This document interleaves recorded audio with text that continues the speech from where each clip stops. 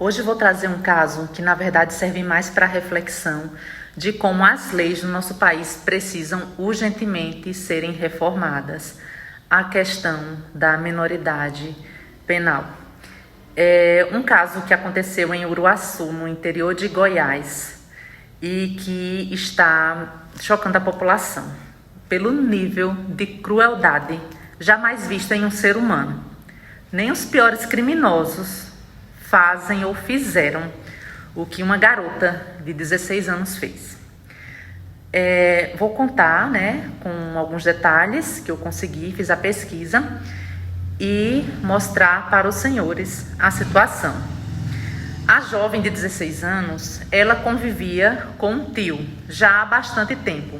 Nem pai, nem mãe, ela tinha mais por ela. Então esse tio tinha a guarda e os cuidados para com a mesma. Esse tio sempre demonstrou muita preocupação com essa menina. Obviamente, um adolescente precisa de alguns cuidados. Então, toda vez que ela queria sair de casa, ele sempre orientava: olha, não anda com tal pessoa, essa pessoa tem más comportamentos, não queira se relacionar com esse rapaz, porque esse rapaz é perigoso. E ela foi nutrindo muita raiva, porque esse tio não deixava ela fazer nada que ela queria, que eram comportamentos às vezes inadequados. Então ela já era acostumada, ela saía de casa no escondido, e toda vez que ela chegava, esse tio a repreendia, deixava ela sem dinheiro, assim, pequenas punições. Mas que ela foi nutrindo um ódio terrível desse tio, a ponto de acontecer o que aconteceu. Então, em uma dessas saídas aí que ela ficou indo ao escondido, ele descobriu, repreendeu novamente e falou. E o tio falou para ela que ela estaria proibida de sair definitivamente, que ele não admitia mais, que ele não aguentava mais, que ele estava cansado de ficar protegendo. Mas a inocência desse tio nunca fez ele perceber e enxergar que as pessoas que a garota conviviam não eram má influência. A má influência era ela. E o que aconteceu? Na próxima oportunidade que ela saiu e fez o que queria, se divertiu, voltou de madrugada. E nisso, quando ela chegou, ela estava alcoolizada, dentre outras coisas, e ela passou pelo corredor e foi observar se o tio estava dormindo. E ela abriu assim a cortina e viu que ele estava dormindo, e até dormindo pesado, roncando. E ela teve a seguinte ideia de fazer um lanche. Afinal, ela chegou tarde, estava com fome. Até aí tudo bem, Então ela foi até a cozinha, abriu a geladeira, pegou ingredientes, separou ovos para fritar, pegou panela, e aí ligou o fogão. E ela viu um litro de óleo, Colocou um fiozinho de óleo normal para fritar um ovo. Só que aí nesse momento, a mente doentia dela começou a entrar em um colapso.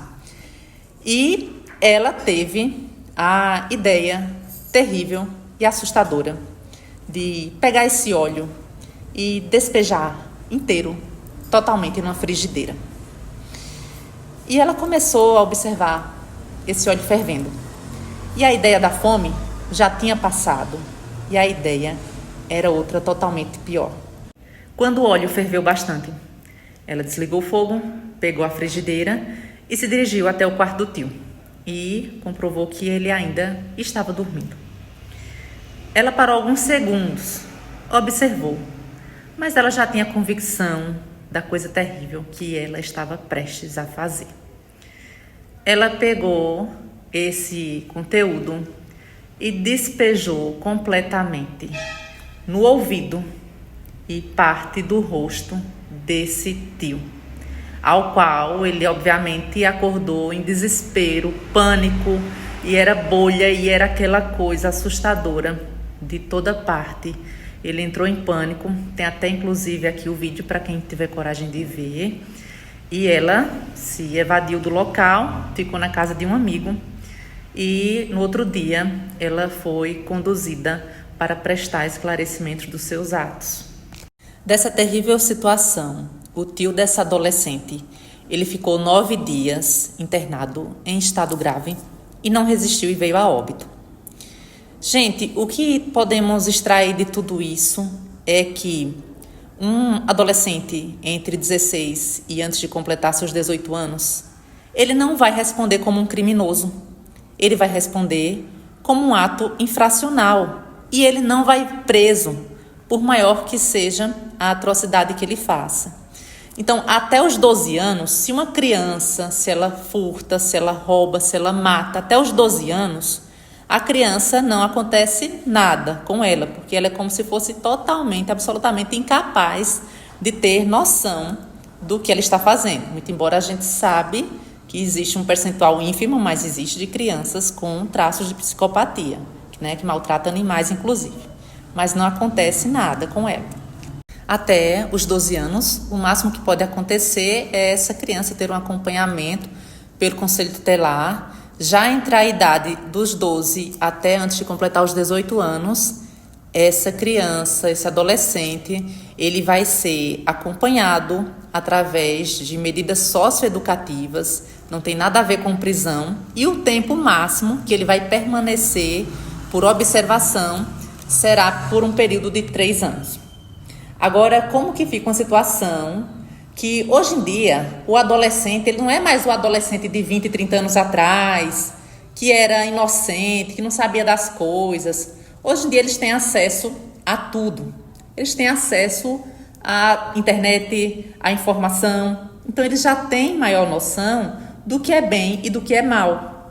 Um crime dessa natureza, que aconteceu de forma cruel, por motivo torpe e sem a mínima possibilidade de defesa da vítima, em outras circunstâncias, a partir dos 18 anos, a pena seria de 12 a 30 anos, e mais os agravantes. Sendo que nessa condição, a adolescente vai ficar no máximo 3 anos, e o que é pior, após a maioridade, a ficha fica limpa. Ninguém jamais saberá desse passado monstruoso. E olha como é triste. Aos 16 anos, pode namorar, pode ir na festa, pode casar, pode ter um emprego e o que é pior, pode até votar. Aí não pode responder igual um adulto pelo um crime dessa monstruosidade. Deixo para vocês aí também um exemplo do que um adolescente de 16 anos fez com uma professora.